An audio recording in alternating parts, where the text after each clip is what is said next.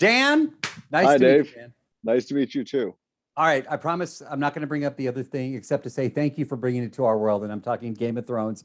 First time Thank you you and I so have much. spoken, so thank you. You took up so much of my mom's time for so many years. She's the one that should probably be sitting here thanking you for. I would love to talk to her after we're done. Excellent, my friend. All right, I think down deep there has to be some kind of a heavy metal fan inside of you. Am I right? Yes, that is true. As guilty as charged. It would have been would have been a lot of time to spend with this music if it wasn't music I truly love. Luckily, it is music that is near and dear to my heart. Well, me too. And I actually come from a world of radio. I was in radio in Los Angeles for many years. Left to take on this television stuff, get to talk to cool people like you. And I'm actually back now in radio at Kiss FM in Dallas, Texas, Oh, where amazing. yeah, well, this will air as well on Oh, Kiss. great. When I worked in LA, there was a guy that I used to see walking around all the time, and it was by Echo Park, kind of by Griffith Hmm. Observatory, and there was a recording studio over there, and the guy's name is Tom Morello. And the reason he knew I was at Power 106 Yeah, Los Angeles, and Tom was like, "Oh, dude, hip hop, I love hip hop." yeah, I'm like, "Dude, I like Rage Against the Machine." So Tom and I would talk.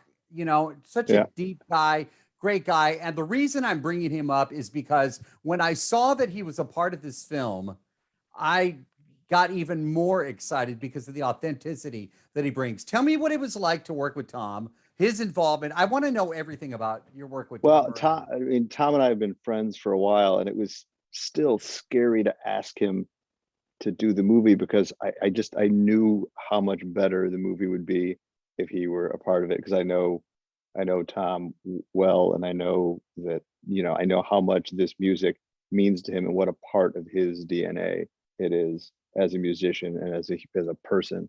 And so working with him was a privilege and a joy as it always is. He's just I think you hit the nail on the head. He's just thinks well and deeply about the stuff he loves, and he loves the stuff he loves.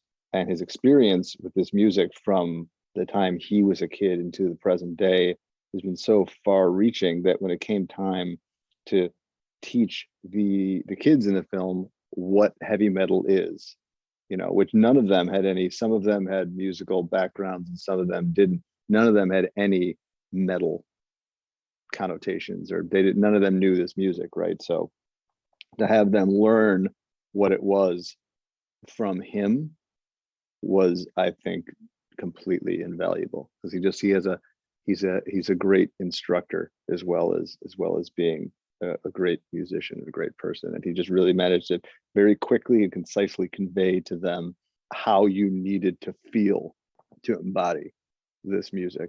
And I think he got through to all of them in a way that I think highly biased, of course, but I think it really really shows up in the finished product.